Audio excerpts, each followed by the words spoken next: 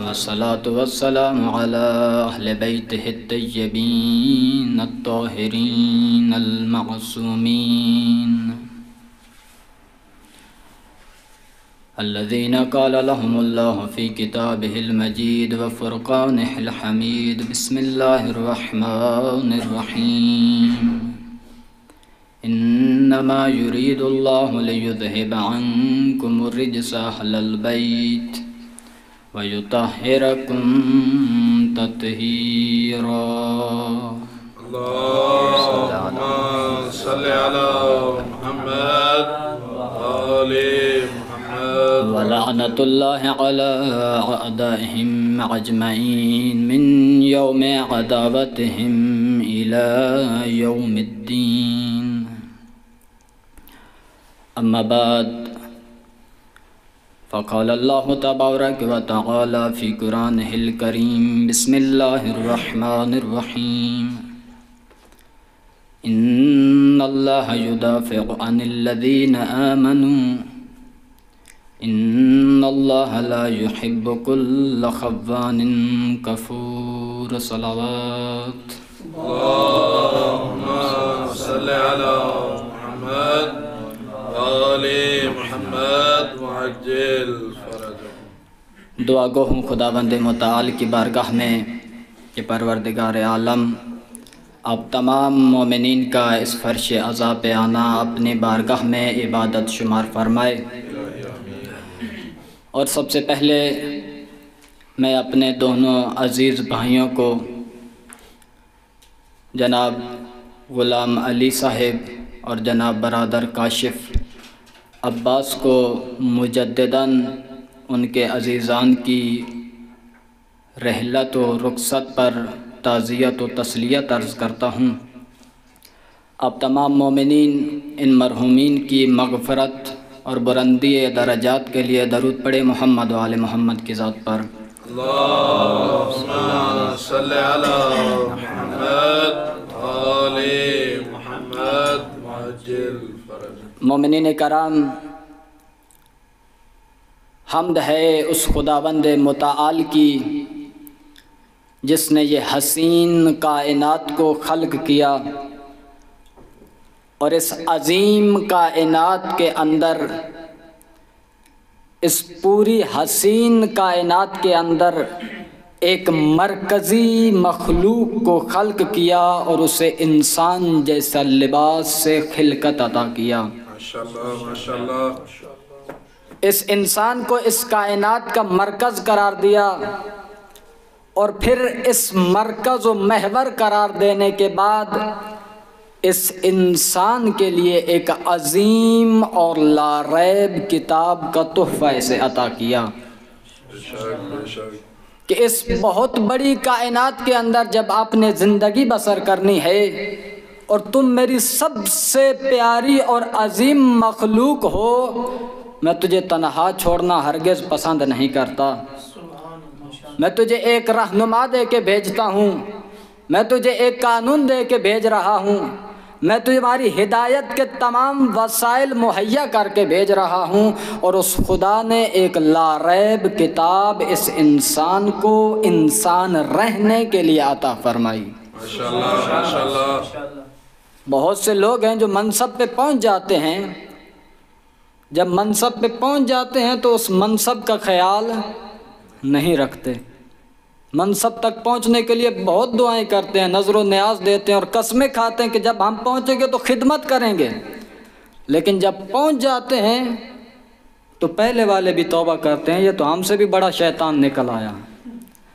तो खुदा ने किताब क्यों भेजी कि तुमको इंसान बनाया है, इसलिए किताब दे के भेज रहा हूँ कि वहाँ जाके इंसान रहना है, इंसानियत से गिरना नहीं है। इस लारैब किताब के अंदर खुदावंद मुताल ने बारहा और कई दफ़ा तकरार की है एक बात, और इंसान को यकीन दिलाया, ए इंसान इस बात पर ईमान रखो, ए इंसान इस बात में शक न करना, ए इंसान इस बात में तरदीद न करना, ए इंसान इस बात में कभी भी वहम व गुमान न करना और इस पर 100% यकीन रखो। कौन सी बात, किस बात पे ताकीद की कुरान में बारहा? कहा इन्नल्लाह लहू मुल्क समावात वल अर्ज़। ए इंसान तेरे जहन में होना चाहिए, तेरा यकीन होना चाहिए, ये पूरी कायनात अगर किसी की मलकियत है तो वो ज़ात परवरदिगार है। ये तमाम कुदरत, ये तमाम सल्तनत, ये तमाम मादनियात, ये तमाम वसाइल अगर किसी के इख्तियार में हैं तो वो ज़ात परवरदिगार है। इन्नल्लाह लहू मुल्कुस समावात वल अर्ज़। ये पहला शक अपने ज़हन से दूर करो कि फ़लाँ मुझे नफ़ा पहुँचाएगा, फ़लाँ मेरी मदद को पहुँचेगा। और दूसरी अजीम बात, दूसरा अजीम कानून जो आपने जहन में रखना है, इसी आयत के अंदर खुदावंद मुताल फरमा रहा है, वो क्या है? इन्नल्लाह लहू मुल्कुस समावात वल अर्ज़ युहयी व युमीत। ए इंसान याद रखना, तेरी मौत भी उसी के हाथ में है, तेरी हयात भी परवरदिगार के हाथ में है।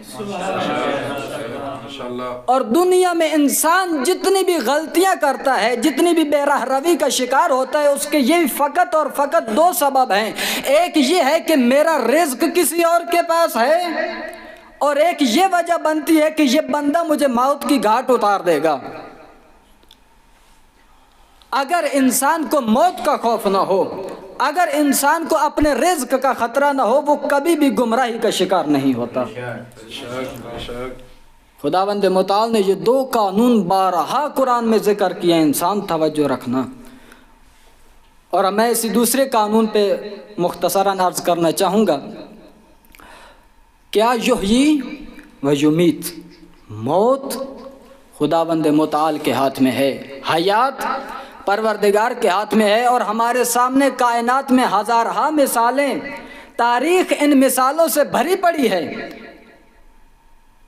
कौन सी मिसालें? जहाँ पर दुनिया वालों ने ये 100% यकीन कर लिया था कि ये बंदा आज मौत से नहीं बच सकता और इसकी ज़िंदगी का आखिरी दिन है। जब पूरी दुनिया का ये यकीन हो गया कि ये बंदा आज हतमन मर के रहेगा, परवरदिगार ने उसको मौत से निकाल दिया, उसे ज़िंदगी अता फरमा दी। और जहाँ दुनिया वालों का 1% भी गुमान नहीं था, कभी उन्होंने सोचा भी नहीं था कि ये फ़र्द आज मर जाएगा या इसको भी मौत आ सकती है, परवरदिगार ने उसको तमाम कुदरत और ताकत के साथ मौत की घाट उतार दिया।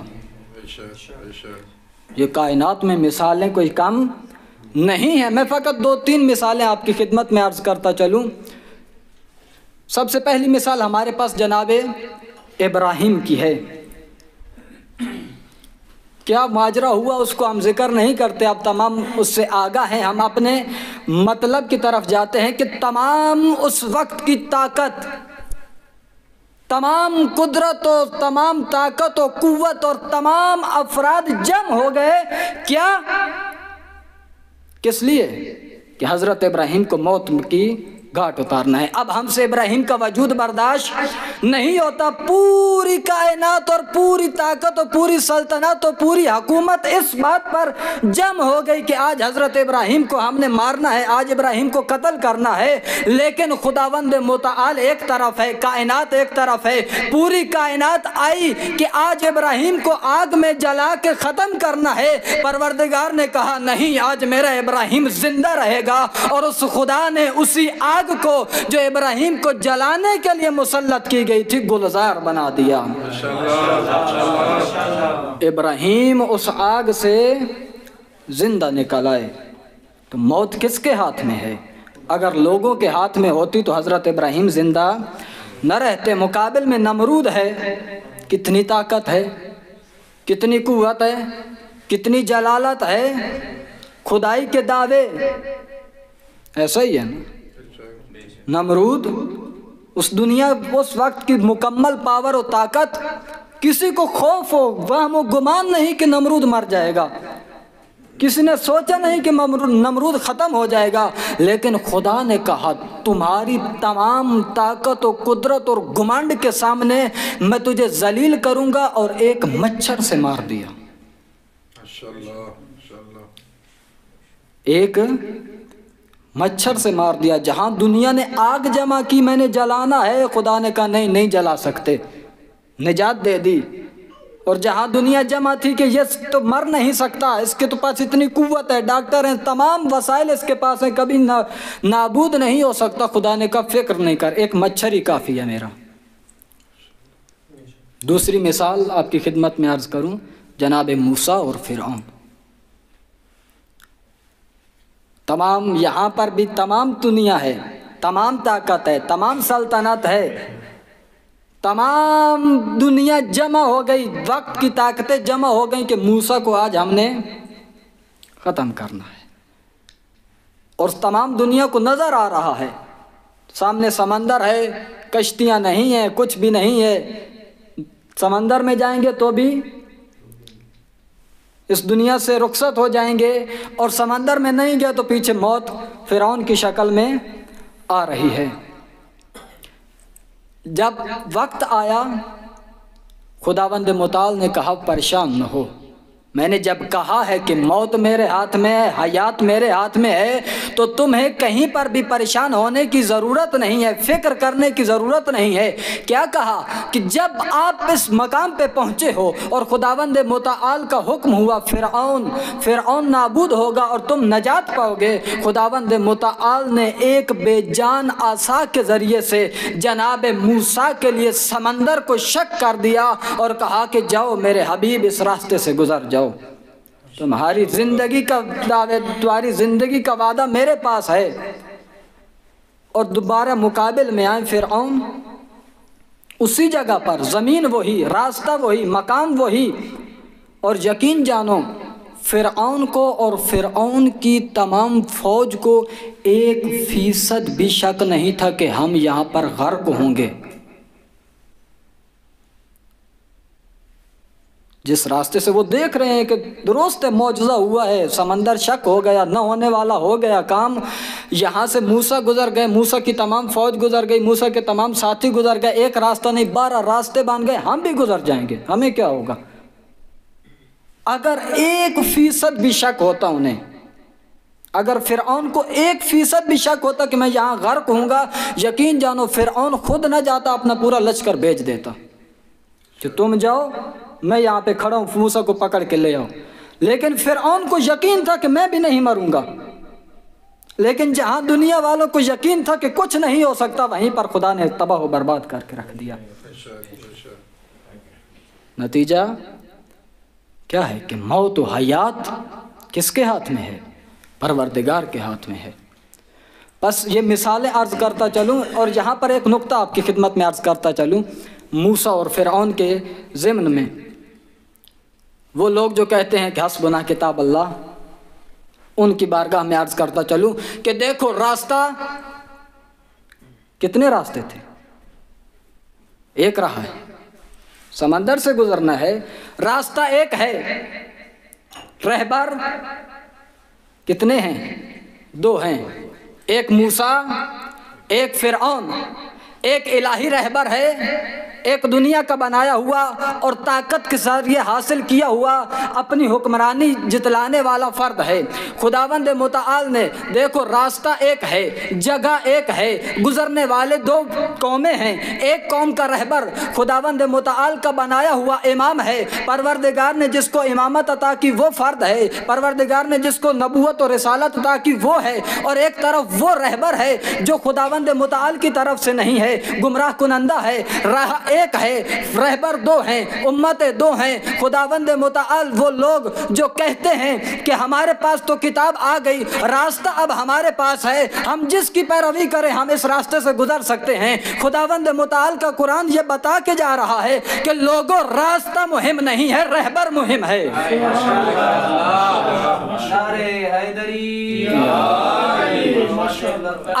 अगर तुम्हारा रहबर और इमाम वो फर्द हुआ, जो खुदावंद मुताल की तरफ से है वो तुम्हारे रास्ते टेढ़े ठीक कर देगा, वो तुम्हारे गलत रास्तों को भी सही कर देगा, वो तुम्हें नामुमकिन जगहों से निजात अता कर देगा। लेकिन अगर तुम उसके पीछे चले जो खुदा की तरफ से नहीं है, जो आपने बनाया है, तो वो दुरुस्त रास्तों में भी तुम्हें हलाकत में डाल देगा। और एक और नुक्ता आपकी खिदमत में अर्ज करता चलूं कि अगर रहबर इलाही हो, अगर रहबर इलाही हो, इमाम इलाही हो, वो 12 फिरकों को जमा करके निजात दे सकता है।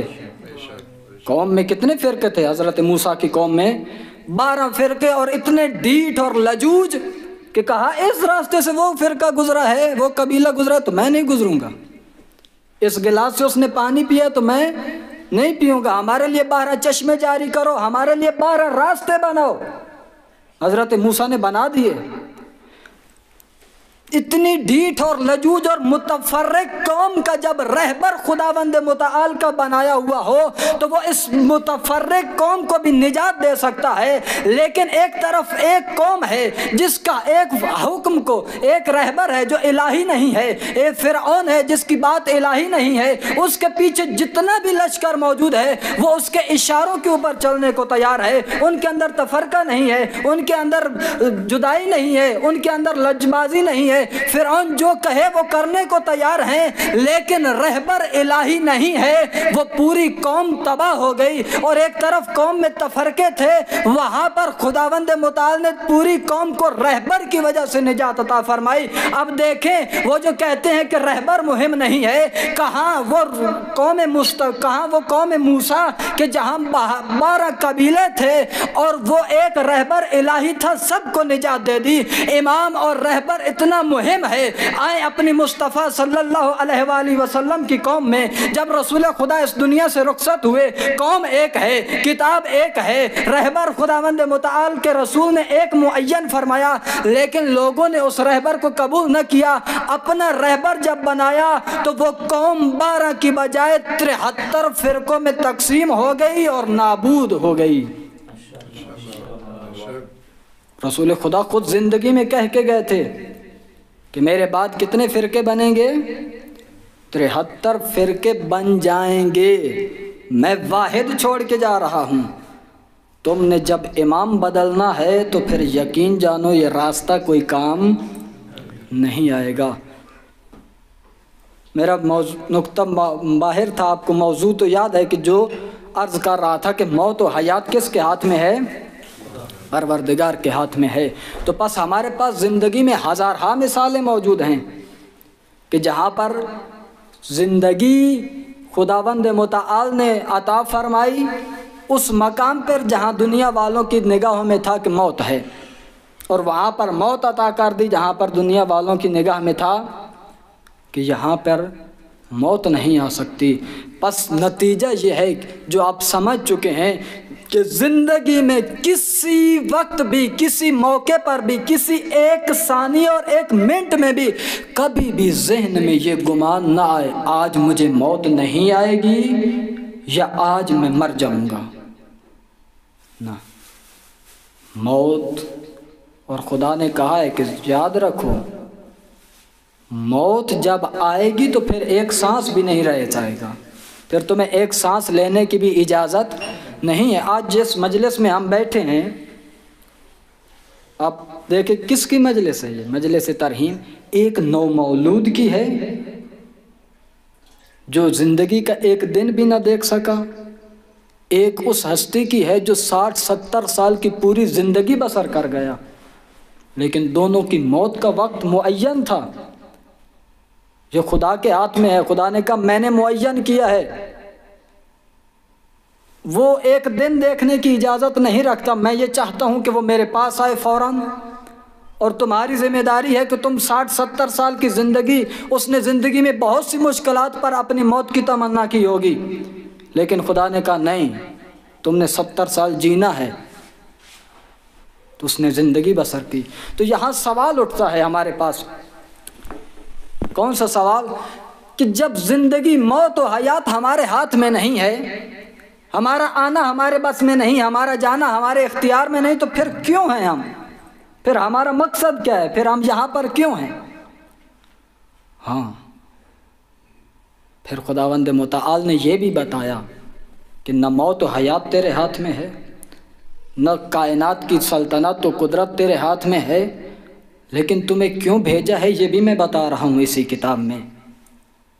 जब तुम्हें यकीन हो जाए, जब तुम्हें 100% यकीन हो जाए कि मेरी ज़िंदगी, मेरी मौत व हयात, मेरे रिज़्क़ के तमाम असबाब खुदावंद मुताल के पास हैं, मेरी मौत व हयात खुदावंद मुताल के पास है, जब तुम्हें यकीन है कि तुम्हारे हाथ में कुछ नहीं है, सब कुछ उस ज़ात की बारगाह में है, सब कुछ उसके कब्ज़े कुदरत में है, तो फिर आपको ये चाहिए कि जो वो चाहता है वो कर,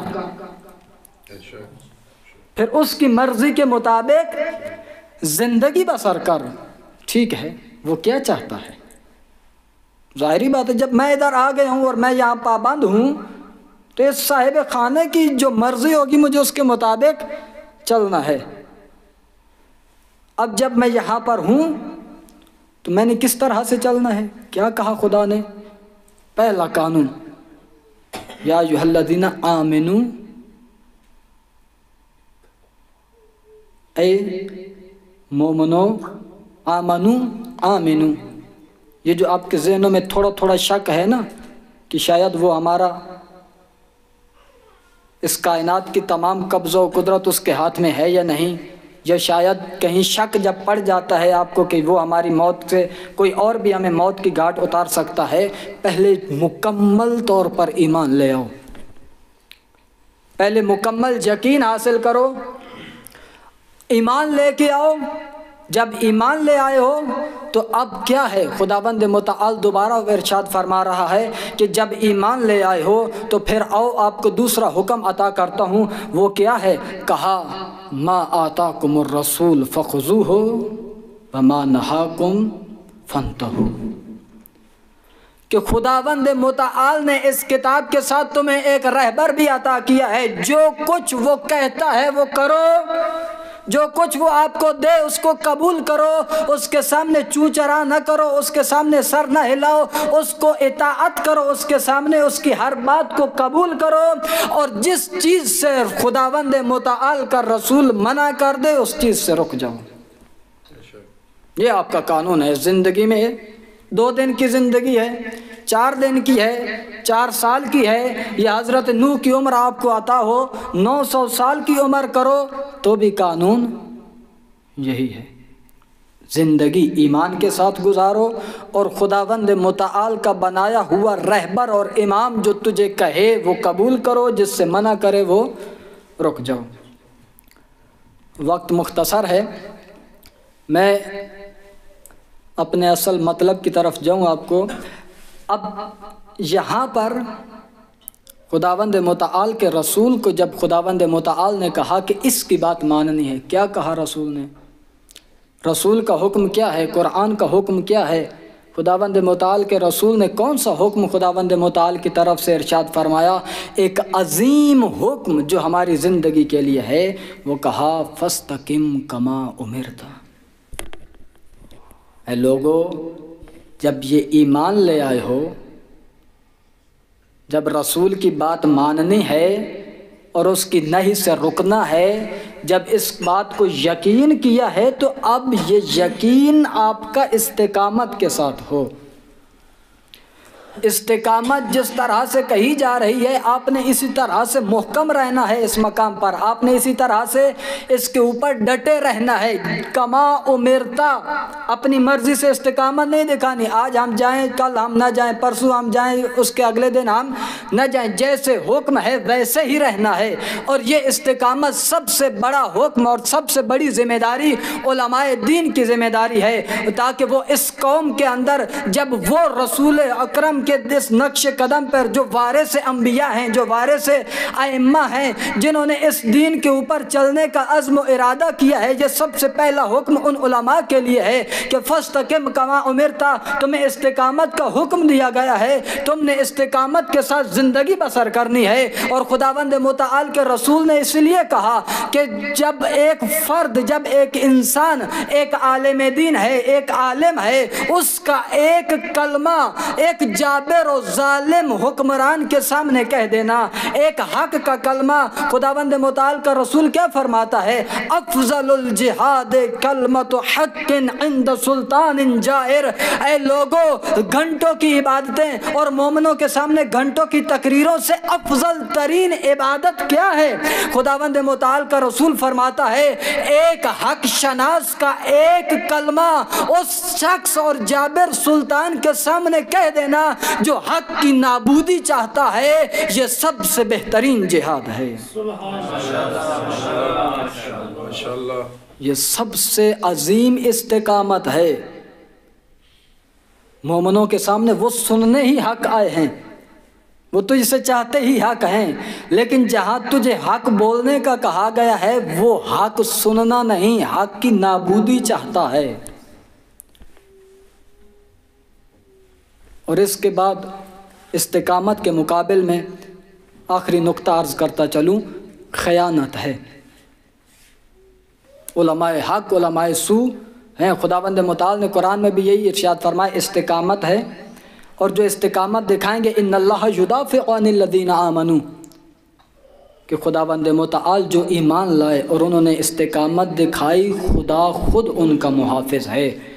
ठीक है, इनका तो खुदा मुहाफ़िज़ हो गया, जो ख़यानतकार हैं उनका क्या? इसी आयत के अंदर खुदावंद मुतआल फिर इरशाद फरमाता है, इन्नल्लाह ला युहिब्बु कुल्ला ख़व्वानिन कफ़ूर। उन ख़यानतकारों को ये बता दो जिनको इस दुनिया में भेजा था कि इस कानून के मुताबिक ज़िंदगी बसर करनी है, लेकिन उन्होंने इस कानून के मुताबिक ज़िंदगी बसर नहीं की। उनको बता दो कि आपका खुदावंद मुतआल से कोई ताल्लुक़ नहीं है। तुम ख़यानतकारों ने, तुमने इस दीन की मुहाफ़ज़त की बजाय इसके साथ ख़यानत की है। इस दीन को फ़ायदा पहुँचाने की बजाय इस दीन से फ़ायदा उठाना शुरू कर दिया है। ख़यानतकार इज़्ज़त की ज़िंदगी की बजाय ज़िल्लत की ज़िंदगी को तरजीह देता है। ख़यानतकार हक़ की बजाय बातिल को तरजीह दे रहा होता है। ख़यानतकार नफ्स मुतमइन्ना का अम्र सुनने की बजाय आकर नफ्स अम्मारा की बातों को सुनना शुरू करता है। ख़यानतकार दुनिया को अपनी आखिरत पर तरजीह देता है। तो खुदावंद मुतआल ने इसको कहा